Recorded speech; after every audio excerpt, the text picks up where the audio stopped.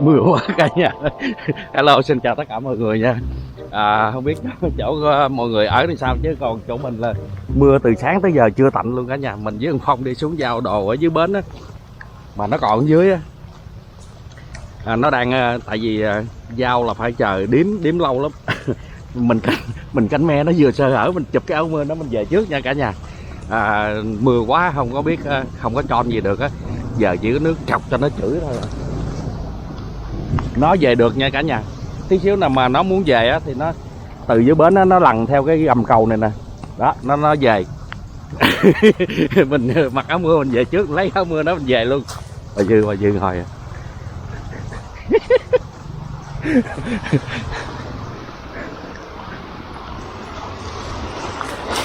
Áo mưa Phong nè. Nó đâu? Nó ở dưới, nó đang điếm rổ. Ba lấy áo mưa về lát lấy gì nó lặn về. Nó đang lát cho nó tắm mưa nó về luôn. Ông nội cái áo mưa đi cho nhỏ tự nhiên cắt đây lát nó lặn đi. Nó đang điếm rổ ở dưới gầm cầu, dưới đầu dưới á. Rồi sao ông điếm cùng nó không đi về chi vậy? Thì để nó điếm mình thôi. Ông cắt áo mưa về lát nó lặn gì? Sáng về nó chưa chửi em ghiền quá. Đủ. Trời ông lạnh quá, ông nội trời mưa cho nhỏ đi mắc mưa nó mưa về hả? Đúng rồi. Nó về bằng kiểu gì? Cái chung gọn hầm cầu á. Thì nó mò gầm cầu nó về. Chứ sáng giờ là nó chưa chửi, nghe nó buồn sao á. Nó chửi ông cho ông coi nè. Thôi nha cả nhà, chờ chút nha, chờ Phong nó mò về cái đã. Chờ chút, thế nào nó cũng về gần xong rồi. Còn có tại đi xuống giao rổ cho người ta thì đếm rổ thôi, đếm từng cây là bao nhiêu cái rồi mình giao cho người ta, thiếu đủ gì rồi đó. Thôi nha, để mình cởi áo mưa ra cái chờ nó về cái. A few moments later.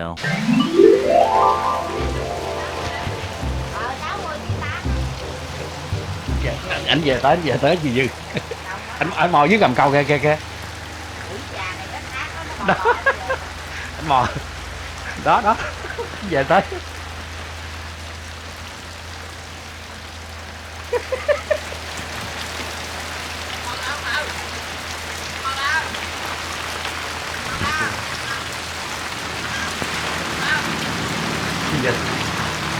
Vậy vậy nó không nghe, nói gì nó không nghe. Chờ chút tôi điện thoại về nha, cái mày nói là anh không nghe.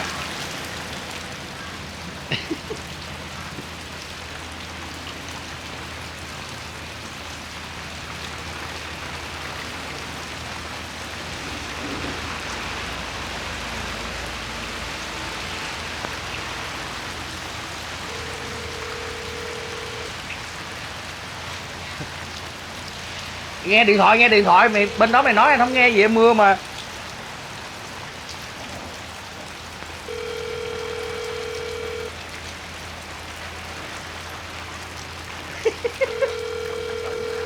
chữ alo, mày nhớ anh hay sao vậy? Anh về trước mà mày cũng kêu réo nữa. Mày còn quá không chạy về không xách cái áo mưa chạy về luôn vậy cô hồn. Ủa anh cầm lộn cái áo mưa mày hả? Anh tưởng là cầm cái bao gì về á. Nãy anh nói mày anh về trước nha, anh cầm cái bao. Cái bao hay cái áo mưa? Tự nhiên ông chạy về trước chi rồi mưa tôi phải đi khỏi với tôi khổ không? Tôi là cái đường tàu tôi chui lên tới đây. Ông trả mưa tôi về cái nội. Em giờ qua em thấy phải cái này áo mưa không? Đúng rồi, quỷ già cô hồn thì cái giờ đi xách áo mưa chạy về trời mưa đùng sợ trời đánh nó sao ông chạy dữ vậy? Anh tưởng là cái này là cái bao. Tao ông nội tôi ông ở ác vừa tao ông ác quá tao chừng cái này á. Ông sinh là ông đẻ không bao giờ có con có lũ đít đâu. Tao già rồi tao đâu có đẻ nữa đâu mà trừ tao đẻ con không có lỗ đít. Trời mưa đang đùng ông chạy về không được rồi ông còn xách luôn áo mưa tôi chạy về. Mày chạy qua đây. Mưa thì là qua mình lấy áo mưa mặc. Có áo mưa ở đây nè. Mưa thì qua đây lấy áo mưa. Ông không lấy áo mưa ông chạy qua ông đưa tôi trời cô hồn thì tâm binh ghê luôn á. Có ngày ông liệu hồn ông với tôi á. Tao mở ác quá trời mưa. Ê áo mưa. Trời đánh ông sao ông chạy dữ vậy? Áo mưa mà dơ thì tôi nhận vô đây luôn nha. Không á, ông nhận cái đó lát lấy gì người ta mặc về cô hồn. Nè, anh tưởng cái bao. Bao quần què họ. Mày hỗn quá nha Phong. Mày nói sao anh đem áo mưa qua nè. Ông đem qua cho người ta về chứ trời ông sao ông khổ quá, ông cứ để gì. Tôi mà ướt hết luôn, dẹp dẹp lạnh chết mẹ luôn. Tao đem món mưa qua mày còn chữ không? Cô quỷ già, có ông mà ăn ở kiểu đó hả, trời đánh ông á, mưa đùng sợ trời đánh ông chạy về thôi, ông còn đem luôn cái áo của tôi về nữa. Tao tưởng cái bao không Cố ơi. Bao quần què họ, mưa đùng ác lên, quỷ già này ác ghê luôn trời ơi. Không có tiền điện thoại rảnh. Tiền điện thoại rảnh lắm. Cầm cái điện thoại gì nó đi qua đó. Bữa ác quá, để cầm cáo mưa nữa đi về. Tiền điện thoại rảnh chưa tắt điện thoại luôn. Bấm lên chữ tiếp, để điện thoại đang chữ tiếp đó. Tắt điện thoại Cố. Anh thử cái bao. Tao mình quẹ họ, tôi đi khổ chết bà luôn, phải lù cầu chạy về. Ủa bây giờ chưa với cầm cậu hả? Chứ ông muốn ông để cho tôi ngủ với cầu luôn hả? Tao thấy ông cầm ống mưa vậy tao hỏi Không, anh tưởng là cái bao thiệt. Tại thấy em để bên đó, anh tưởng cái bao, anh cầm cái bao về trước. Ông ác với tôi lắm bà Như. Ông cái tự nhiên mưa đùng ông chạy dù ông sợ trời đánh ông dù ông chạy về, tôi với đó tôi đứng dưới tôi phải luồn cái cầu tôi đi lên tới trên này. tao hỏi không đâu, nó đang điếm rượu chứ, hỏi sao ông điếm phường đó, ông nói tôi yếm sách không rồi em đi trước. Mưa đùng ông sợ trời đánh ông chạy lẹ lắm, chạy hơn chạy cầm áo chạy luôn. Quỷ là già cô hồn sợ. Không lẽ không phải chẳng qua mày nhớ anh, không phải anh về trước mày sợ rồi. Sợ gì? Trời không mưa, trời không mưa thì ông đi về trước kệ ông, lần này mưa ông chạy, ông mặc có mưa ông chạy, ông cầm luôn cái máu mưa mình. Không, anh tưởng cái bao thiệt nữa. Mày cố tình chơi hỗn không nào. Cái nào là cái anh cầm lộn mà mày về mày nói vậy? Thì người ta cầm lộn, người ta cầm đi xuống dưới đi, ông muốn cho tôi ngủ luôn trong vòng cầu hả? Ông muốn tan ở vòng cầu chứ hả? Không có vừa lòng mà ác dữ trời. Mưa gió rồi bão bùng tới nơi. Cầm lộn tưởng cái bao không có nguồn. Trời, ông cầm chạy mình đứng chân hững luôn vậy nè, y như là mình bị giật đồ vậy á. Chạy mình đứng chân hững luôn, già nãy chơi mình rồi bắt đầu em phải luồn cái cầu đó, nó khó đi lắm. Mày cứ nghĩ xấu không à, không à. Xấu ông có gì tốt đẹp đâu xấu. Ông cố tình ông chơi tôi, xách áo mưa ông chạy, ông sợ trời đánh ông ăn ở kiểu đó có ngày liệu hồn mày không đẻ con có lũ đít đâu. Ông già thôi. Ông già không có đẻ nữa đâu mày tù không? Cái gì đâu không hết mà thấy tôi luôn có mày á, mày hổn quá, mày mốt mày đẻ con không có đủ đích chứ. Mà mày cũng đâu có đẻ được đâu. Yêu đâu, trời mưa gió tự nhiên sách chạy về à. Tôi nói rồi ông này ông chơi tôi rồi, đứng chân hững như kiểu mới bị giật đồ vậy á. Ướt à, ướt quần nữa. Ướt quần ướt áo. Ướt không ướt, mưa lớn, đùng mưa tôi tưởng có trời sập không rồi. Ủa sao mày không như làm cầu hay vậy, bụi cây rồi trên đó. Thì không phải luồn về tới đây chứ không lẽ đứng dưới đợi. Đây đứng dưới đây để ngủ dưới luôn hả? Trong gầm cầu đứng mũi dữ lắm. Cầu mũi mà đều đi nó không có ướt mà mũi lắm. Cây ăn thấy cây u minh mà. Bây già chơi hết chuyện người chơi đi sắc áo mưa chạy te. Không nó là hoài quỷ gì. Anh tưởng cái bao. Tưởng cái gì tôi Tưởng cái vỏ bao, cầm cái vỏ bao về bộ. Ông chồng cái áo mưa vô, ông xách áo mưa ông chạy, tôi hôm nay giờ tôi đứng tôi la làng cướp áo mưa chứ. Mày tin mày hỏi chị Dư à?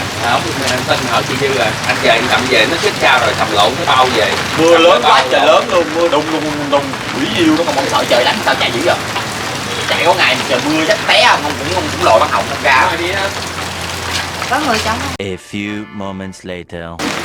Quỷ yêu à, tối ngày rồi ăn no cái gắn ghê luôn. Quỷ già đó chứ gì, chọc riêng người ta. Tại vì chọc riêng mày. Chứ tôi hỏi bà ông quỷ yêu không? Sao? Ông chạy về với làm tôi ướt nào, bà thấy người tôi ướt không? Ai kêu mày chữ ông hoài với cái mỏ mày, tao kêu mày đừng chữ hoài. Vậy không chữ sao được, tôi hỏi bà ông cố tình thấy như mưa đùng lại nay em áo mưa chạy về, không xách chạy về luôn mà kêu tôi không chữ. Quỷ cô hồn. Mày chữ hoài nên không chọc hoài á. Mưa xách chạy đi bà, bởi vì là tin ông quá, ông cố tình ông chạy về á. Tự nhiên tôi kêu là tôi đứng chân hững thôi, không biết chuyện gì luôn. Ào cái ông chạy vô chạy về. Làm con người nhỏ ướt hết trơn, đùng chui vô gầm cầu nó cũng bị ướt cho lù mày chữ khi mày chữ hoài. Chứ bà hỏi bà bữa giờ bà nghe lời ông, bà tin tưởng ông quá, bà kêu tôi không chữ tôi đi mưa tôi phải lù vô. Tao chỉ mày cách đó mày hỏi ông sao chữ nào, mỗi lần ông chọc mày á mày nam mô như là Phật mày đọc tin mày định chữ nữa. Phật nào chứng mà. Đâu chơi vậy đó là mày lý ông chán ông thèm chọc mày nữa. Má ơi mới làm như rảnh lắm, ai đâu mà rảnh mà ngồi đó bờ ấy. Mày bây giờ mày đọc cái bài kinh đọc cho thuộc đi, mỗi lần ông chữ mình không đọc kinh đó cái ông chọc mày á, cái mày đọc gì cái ông hết chọc mày. Bà nghĩ sao bạn nói chuyện kỳ vậy? Một chữ vẽ đôi không biết rồi bà kêu tôi đọc kiểu gì? Bà tào lao. Mày chơi mày nhờ người ta thu với điện thoại mày học. Thôi bà điên của ai mà gánh bà ơi, sức đâu mà đi học với đi này kia lo đi làm thấy bà đọc. Tối á mày về mày đọc cái mày học cho khổ, mày nghe tiếng hồn đi. Bà nghĩ sao? Bà nghĩ ông tốt quá bà kêu tôi đọc kinh. Mày đọc mày vậy mỗi lần ông chọc mày vậy mày đọc kinh vậy cái riết ông quê ông có chọc mày nữa. Có rồi má. Con không có một chữ vẽ đôi không biết kêu đọc kinh còn chửi nhiều hơn nữa. Trời ơi chửi chừng nào mà cho ông không chửi mà để ông không chọc tôi nữa à. Mày càng chửi ông càng chọc. Điên tôi sẽ kiếm cách nào tôi kiếm cái kiện cho chuyện nào quỷ già này thì tôi chửi hoài. Cô hồn gọi bà. Chửi hoài ông chọc hoài mày thấy không? Này ông cố tình ông chơi tôi tắt ông chạy cái dù tôi đứng tôi chân hững ngơ ngác hay như người mới bị giết đồ vậy. Đi chung mà đi làm ăn chung mà cái cuộc sách cháu người ta chạy ướt hết người luôn. Cô hồn mà kêu tôi tu hả? Không dám đâu. Tại mày bởi vì mày chửi hoài nên nó chọc mẹ mày hoài đó. Tôi kiếm nào tôi bà kêu tôi là đọc đi là không biết chữ không dám luôn tôi đọc đâu. Tôi chửi không cho bà coi chửi tối ngày tháng đêm luôn cho ở đó. Chửi mày chừng nào mà ông không chọc tôi nữa cả. Bà kêu tôi là đi về đọc kinh thì tôi không biết chứ mà chửi lộn là tôi chửi 6 câu tôi chửi chừng nào mà cho ông không bao giờ chọc tôi nữa. Mà mày thấy hôm nay mày chửi ông có còn chọc không? 4 chọc à. Điên máu già ghê cô hồn con binh đâu không. Tôi với thiệt bạ người tôi ướt nhưng tuột lộ bị chui với nó làm mũi là tùm lum nữa. Mày càng chửi là ông càng chọc mày. Tôi hứa danh dự luôn tôi kiếm cách nào tôi chửi chứ nào mà ông không chọc được tôi nữa. Mày nghĩ sao mày chửi không chọc? Mày chửi càng chửi cho gặp mày thấy không ngày nào không mày cũng chửi ông cũng chẳng chọc mày. Bà ở đó bà nói trời ơi tôi thiệt bà chửi ở trong kinh là tôi không biết chửi đôi tôi chửi vẽ đôi tôi không biết nhưng mà chửi là tôi chửi thắng thiên hạ luôn chửi tôi thì bà thắng hết luôn nếu mà nói chuyện đi ra chửi lộn tôi hả cái gì chửi lộn mà mướn hay là đánh ghen đánh mướn chửi lộn tôi chửi thắng hết tôi ở đó tôi sẽ chửi chừng nào mà ông không chọc tôi nữa thôi. Mày nghĩ sao rồi mày chửi càng chọc mày. Điên máu gặp bà có chửi không tôi mà tu á Mày nó bô với đào mặt với chồng có đâu tôi hú á. mày chửi hoài cái mỏ rồi nhậu mày chửi cái cố vô mắt tạ con. Bà tối ngày mà mình không tôi bực mình ghê luôn. Minh cái gì tao nói sự thật chứ Minh gì mày càng chửi ông càng chọc mày. Mày định chửi là ông không chọc. Mày chửi. Tôi ngủ mà tôi giật mình tôi còn chửi đó bà đi vô chợ đó, bà mua rau một con nhỏ nào cà chớn bà chửi lại bây giờ kêu tôi còn trả chồng tôi phải là chửi hoài chửi chừng nào chừng trả xối chán trả luôn chứ ở bà kêu tôi hiền. Mày nghĩ sao chửi khó chán mày chửi lại là không quá. Bà coi nè thử ông chọc tôi coi tôi chửi ông ha tôi chửi ông ăn cơm ông cô bảo ông đang bưng cơm ăn ông còn nhớ trời hôm qua nó chửi quá trời luôn. Mấy con bán cá nguyên một cái hàng chợ mới chợ cũ đâu nó mà gặp tôi sợ lắm. Trời ơi. Bảo vậy bảo mày chửi vậy nên riết nó thành ra nó ổng chọc mày hoài đó mày càng chọc cũng càng chửi mày đó. Ông ngon đi bà nói ông là càng chửi ông càng chọc bà ngon đi ông chọc tôi đi tôi chửi cho ông nghe trời ơi điên máu ghê bà không điên với cặp tôi điên. Bởi vậy tôi nói bà hiền quá ông ăn hiếp không bà coi nè tôi chửi qua chừng nào mà ông ngủ ông mớ thôi ở mà kêu tôi tu có đâu bà nội. Chứ mày chửi chi mà mắc mệt cái miệng mày nội ông chọc hoài mày chửi hoài ông chọc hoài giờ đừng chửi nó ông chọc. Tức ghê chửi chừng nào mà miệng tôi nó kéo da non tôi mà hết chửi.